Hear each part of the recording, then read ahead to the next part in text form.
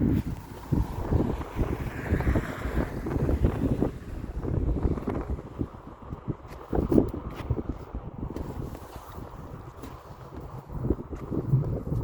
Jean de Négouac, on est ici pour vous parler du royaume de Jésus-Christ, du royaume des cieux. On est ici pour vous parler que Jésus est venu dans ce monde parce qu'il a dit « Je suis le chemin, la vérité et la vie.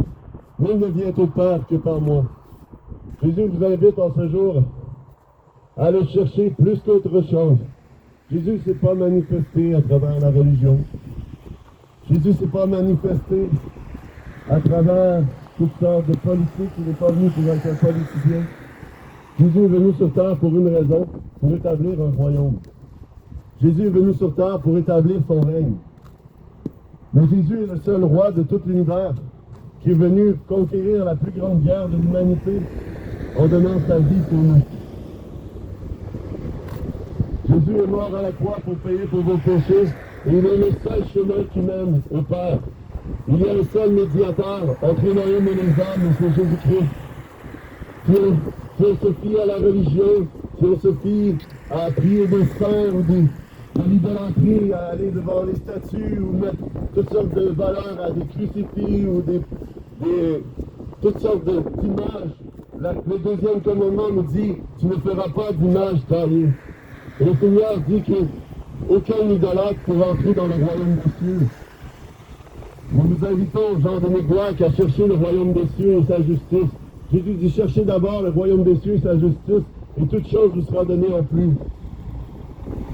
Jésus n'a jamais dit aller faire des chrétiens. Le mot chrétien est venu par la suite du temps, quand les gens riaient en fait des disciples de Jésus. Jésus a dit, celui qui croira et sera baptisé sera sauvé. Jésus a vraiment dit, celui qui croira sera baptisé. Comment un bébé peut-il croire? Beaucoup d'entre vous pourront me dire, ah, j'écris, je crois en Dieu. Mais vous avez été baptisés avant d'avoir la capacité de croire. Et vous devez être baptisés selon votre propre croyance. Et l'apôtre Pierre dit, repentez-vous et soyez baptisés en Jésus-Christ pour la rémission de vos péchés. Un bébé ne peut pas se repentir.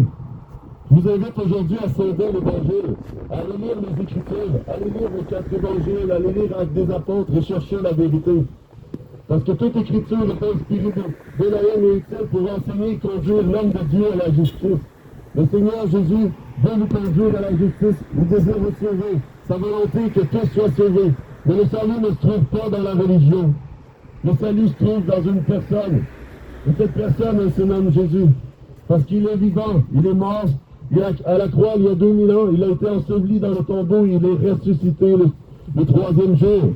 Et il est monté au ciel et aujourd'hui il règne dans l'autorité divine. C'est lui qui a toute l'autorité, tant sur la terre, dans les cieux, et même en enfer. Et c'est pourquoi Jésus est mort. Lorsqu'il est mort, il est allé en enfer, il a conquéri les puissances des ténèbres. À la croix, Jésus a triomphé de toutes les puissances des ténèbres. Vous savez, une certaine puissance des ténèbres qui existe depuis toute génération, depuis la tour de Babel, on appelle ça la reine du ciel. Et c'est cette Marie que vous invoquez. La reine du ciel a été dans toutes les cultures. Elle a été dans les cultures romaines, elle l'appelait Cybèle avant que ça devienne la religion chrétienne. La reine du ciel était elle s'appelait Astarté chez les Cananéens. Elle s'appelait Sémiramis à la tour de Babel, Ashtoreth à Babylone. La reine du ciel est même en Inde, il l'appelle Krishna. Et aujourd'hui, dans le Nouvel Âge, il l'appelle Gaïa. Et c'est un culte païen, ce n'est pas le culte que le Seigneur a voulu de son humanité, parce qu'il est un père pour eux. Il n'est pas une mère, il est un père. Et le Seigneur a créé, parce que l'autorité dans une famille, c'est le père. Et le père a créé une famille. Il veut de vous être ses enfants. Jésus est venu sur terre, il a dit, je suis la lumière du monde. Et vous pouvez devenir, et vous serez appelés fils de la lumière. Mais qui sera appelé fils de la lumière? Celui qui croira et qui sera baptisé en son nom. Jésus, vous devez être baptisé au nom de Jésus selon votre propre conscience que nous enseigne l'apôtre Pierre dans 1 Pierre chapitre 3 verset 21. Ça dit que le baptême d'eau est l'engagement d'une bonne conscience. Un bébé ne peut pas avoir de conscience. Votre baptême n'était pas une consécration, n'était pas un engagement au Seigneur de votre volonté. Parce que l'Évangile, elle doit être reçue selon votre volonté. Parce que dans le Jardin d'Éden, lorsque l'humanité a été créée, lorsque Adam a été créé, le Seigneur a mis l'arbre de la connaissance du bien et du mal dans ce jardin. Mais il avait donné l'arbre de la vie à l'être humain pour qu'il puisse vivre éternellement en relation avec lui. Puisque l'Éternel est bon, pourquoi a-t-il mis un arbre qui pouvait amener l'humanité à être sous l'emprise du péché? La réponse, c'est l'amour. Parce que l'amour vous rend libre. Je prie coupable du Seigneur qui m'excite à aller lire la parole, à aller lire la Bible pour vous-même et réaliser les vérités de l'Évangile. C'est mon seul désir. Mon désir, c'est que vous puissiez lire la Bible par vous-même. Nous désirons que vous puissiez la connaître. Nous désirons que vous puissiez chercher le Seigneur pendant qu'il est temps. Il est temps parce que Jésus revient bientôt établir son royaume. Il ne viendra pas chercher une religion. Les religions vont rester dans ce monde et vont passer le jugement du feu. Aucune religion va être enlevée dans les cieux. Seule son épouse, seule sa véritable Église qui est le corps de Christ. L'Église de Jésus-Christ, c'est son corps, c'est ses enfants. Mais pour être ses enfants, il dit, bénis sont ceux qui écoutent et mettent en pratique ma parole. Mais comment on peut mettre en pratique quelque chose qu'on ne lit pas? Vous devez lire la Bible, vous devez lire les paroles de vérité, pas juste les écouter par quelqu'un, allez chercher la vérité par vous-même. Quand le Seigneur Jésus dit, allez faire de toutes les nations des disciples, les baptisants en mon nom, il dit, allez faire de toutes les nations des disciples. Le mot disciple, c'est étudiant. Un étudiant, c'est un apprenti, c'est quelqu'un qui apprend. Si on va juste ici à côté, il y a une école. Qu'est-ce que les étudiants ils font tout le long de la semaine? Ils lisent des livres pour apprendre. Ils lisent de l'information pour apprendre. Et si vous êtes un disciple de Jésus, vous devez lire sa loi, vous devez lire sa parole, vous devez lire l'Ancienne Alliance, le Nouveau Testament, vous devez le lire pour le chercher. Et je vais vous donner tout de suite le secret de ce livre. Il se trouve dans Révélation, Apocalypse chapitre 19, verset 10. Ça dit que l'esprit de la prophétie, c'est Jésus. Si je mets ça en mots plus français facile, ça dit que la puissance du message divin, c'est Jésus. La puissance, l'autorité, le souffle, la force du message divin, c'est Jésus. Parce qu'il n'y a aucun autre nom qui a été donné sous le ciel et sur la terre par lequel nous puissions être sauvés que le nom de Jésus. On n'est pas sauvés par nos œuvres, on n'est pas sauvés parce qu'on prie des saints, on n'est pas sauvés parce qu'on fait des rituels ou qu'on va à l'église et qu'on donne une dîme. On est sauvé parce qu'on connaît Jésus. La connaissance qu'il parle, c'est la même connaissance qui est écrite dans le Genèse chapitre 2 quand Adam connut Ève. Il parle de relation, une connaissance d'intimité, de proximité. Combien de temps passez-vous en proximité avec le Seigneur? Ou est-ce que le Seigneur est simplement quelque chose que vous dites, je lui consacre 1 heure à tous les dimanches, après ça, parle-moi en plus. Jésus ne veut pas une partie de vos vies. Il dit que celui qui n'est pas prêt à perdre sa vie pour lui, il dit il n'est pas digne d'être son disciple. Celui qui cherchera à garder sa vie la perdra, mais celui qui la perdra à cause de lui la retrouvera. Le Seigneur vous invite à le rechercher de tout votre cœur. Le prophète Jérémie il dit cherchez-le de tout votre cœur. Et si vous le cherchez de tout votre cœur, vous le trouverez et vous serez béni. Vous recevrez sa gloire. Le Seigneur Jésus vous invite à chercher la vérité, parce qu'il dit je suis le chemin, la vérité et la vie. La gloire de Dieu a tout été enfermée en Jésus-Christ. Il est l'Éternel révélé, l'Éternel qui s'est fait chair. Imaginez ça là. Celui qui détient l'univers dans ses mains s'est fait homme. Il s'est humilié à sa création pour devenir un serviteur souffrant. Il a marché sur terre afin de payer pour vos péchés, afin que vous puissiez être en relation directement avec lui. Et là, des milliers d'années plus tard, les gens continuent à essayer d'avoir des intermédiaires, comme prier Marie ou avoir des prêtres sur eux. La Bible dit, Jésus a dit à ses propres disciples, les nations et les peuples ont des chefs qui les dominent. Les nations et les peuples ont des chefs qui les dominent, qu'il n'en soit pas ainsi parmi vous. Dans l'Église de Jésus-Christ, il n'y a pas de chef qui domine sur les autres.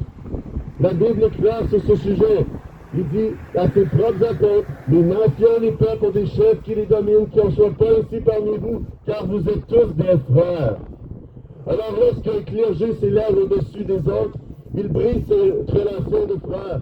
Et cette notion de clergé, on la trouve dans la tour de Babel.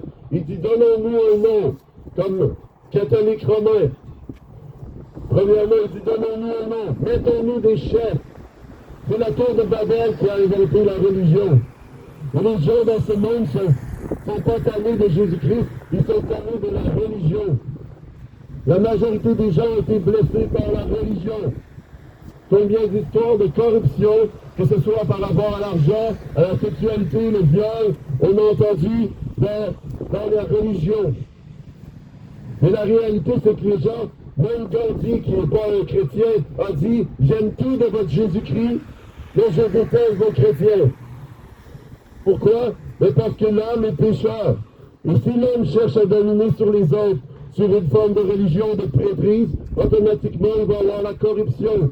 Et on n'est pas ici pour vous dire qu'on veut que vous nous suiviez. On est ici pour vous dire qu'on veut que vous cherchiez Jésus. Que vous cherchiez Jésus de tout votre cœur avant que son règne revienne. Parce que lorsque Jésus va revenir, il va établir son royaume. Il est venu il y a 2000 ans comme un avocat. Il est venu pour payer le prix de votre rançon. Il est venu pour nous offrir la vie et la vie en abondance. Mais Jésus, lorsqu'il reviendra, va revenir comme le roi, comme le juge, le Messie que les Juifs attendaient. Les prophéties vont s'accomplir et le roi des cieux va venir régner sur la terre. Le roi, le fils de David va régner pour toute l'éternité.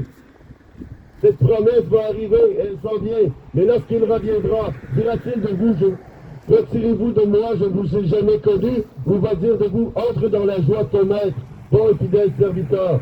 Et tout ça va être basé sur la fait que l'avez-vous connu? Avez-vous dédié votre vie à sa connaissance et à le chercher? Et c'est ce qu'on veut vous encourager en ce matin. Cherchez le Seigneur Jésus avant son retour. Ne cherchez pas à travers les choses de ce monde, les traditions des hommes. Dans Luc 14, ça dit, celui qui n'aime pas son père, sa mère, son frère, sa soeur, sa femme, ses enfants et même sa propre vie, ne peut pas être son disciple. Vous devez haïr tout ce qui vous attache à ce monde et à cette terre. L'apôtre Paul, qui était le mieux qualifié chez les Juifs, il était pharisien de la tribu de Benjamin. Il était irréprochable selon la loi. Irréprochable selon la loi. Il avait le meilleur pedigree pour être sauvé à son époque. Mais lorsqu'il a vu Jésus-Christ, et lorsqu'il a vu la lumière de Jésus-Christ, il a dit, j'ai regardé toutes choses comme étant du fumier. Il dit, je regarde toutes choses comme des ordures devant la connaissance de Jésus-Christ, mon Seigneur. Et c'est pourquoi je cours afin de gagner la vocation céleste en Jésus-Christ. L'apôtre Paul a regardé tout son héritage, son peuple juif, le fait qu'il est de la tribu de Benjamin, le fait qu'il était pharisien, qu'il était irréprochable selon la loi. Il a regardé toutes ces choses-là comme du fumier. Il a regardé ça comme vin. Et c'est ce qu'on veut qui arrive dans votre vie, que la lumière de Jésus-Christ arrive dans votre vie et que vous regardiez toutes ces traditions, votre tradition acadienne, votre fierté française, que toute votre fierté de catholique romain soit du fumier à vos yeux devant la lumière de Jésus-Christ. Et c'est ce qui est arrivé dans ma vie. Lorsque Jésus est venu se révéler à moi le 21 janvier 2013 et que j'ai vu sa lumière, mes genoux ont fléchi devant lui. Et mes bras se sont ouverts pour l'adorer. La Bible dit que tout genou fléchira devant lui lorsqu'il reviendra et toute langue confessera que Jésus est Seigneur. Je suis un témoin vivant que c'est la vérité. Si la lumière de Christ vient devant vous, vous allez fléchir les genoux et vous allez confesser qu'il est Seigneur. Mais la question, serez-vous en paix avec lui le jour qu'il reviendra? Serez-vous en paix le jour où tout genou fléchira? Parce que le gentil comme le disciple du Seigneur va fléchir les genoux. Mais certains vont les fléchir dans la joie et dans l'adoration parce que le papa est à la maison. Et d'autres vont les fléchir dans la crainte et la peur parce qu'ils seront séparés de l'Éternel pour l'éternité. Et c'est le jugement final. Et le jugement, c'est vous qui décidez. Le jugement, c'est vous qui le décidez. Parce que ce jugement, c'est simplement, il va être fait selon le fait que vous avez cru au Fils. La Bible dit dans Jean 3,36, celui qui croit au Fils a la vie éternelle, et celui qui n'obéit pas au Fils est déjà condamné. Si vous n'obéissez pas à la parole de Jésus, vous n'allez pas pouvoir entrer dans son règne éternel. Imaginez cela, et c'est super simple, c'est une image très simple. Imaginez que votre téléphone choisit d'appeler les gens quand il veut, que votre téléphone choisit de mettre la musique quand il veut, puis faire tout ce qu'il veut. Ben, qu'est-ce que vous allez faire de ce téléphone-là? Vous allez le jeter à la poubelle, ou le détruire, et vous allez vous en prendre un autre, parce que vous voulez un téléphone qui vous serve. Et de la même façon, vous avez été créé pour servir le Seigneur. Vous avez été créé pour l'adorer. Et le Seigneur Jésus vous appelle aujourd'hui. Jean-Denis Gouac, renoncez à suivre votre propre chemin. Renoncez à suivre votre propre chemin et commencez à servir le Seigneur. Servez-le de tout votre cœur. Il est la vie éternelle. Il est la résurrection et la vie. Jésus est ressuscité. Notre espérance n'est pas dans ce monde. Notre espérance n'est pas dans ce monde. Notre espérance est dans la vie après ce monde, dans le royaume que Jésus vient établir. Mais celui qui s'est repenti et est baptisé d'eau, celui qui s'est repenti de ses péchés, un bébé ne peut pas se repentir de ses péchés, mais celui qui s'est repenti et qui a été baptisé d'eau reçoit le pardon de ses péchés. Et si vous recevez ce pardon de ses péchés, Jésus a dit à Nicodème, il dit, si un homme naît de nouveau, il peut voir le royaume des cieux. Lorsqu'on se repent de nos péchés, qu'on on demande le pardon de nos péchés à travers le sang de Jésus, on peut voir le royaume des cieux. Mais voir le royaume des cieux n'est pas suffisant. Le Seigneur Jésus ne veut pas juste que vous voyiez son règne. Il veut que vous soyez à l'intérieur de son royaume. Et pour rentrer dans ce royaume, Jésus dit, celui qui naît d'eau et d'esprit est entré dans le royaume. C'est Jean 3, verset 6. Imaginez-vous, aujourd'hui vous pouvez quitter le royaume des ténèbres pour entrer dans le royaume de la lumière. Aujourd'hui vous pouvez entrer dans le royaume des cieux. Aujourd'hui le règne de Jésus-Christ est disponible pour vous. Jean-Denis Gouac, il est temps de chercher le Seigneur. Le Seigneur vous recherche, il frappe à la porte, mais vous allez-vous venir? Allez-vous entrer dans son royaume? Repentez-vous et soyez baptisés au nom de Jésus-Christ. Celui qui croira et sera baptisé sera sauvé, dit le Seigneur.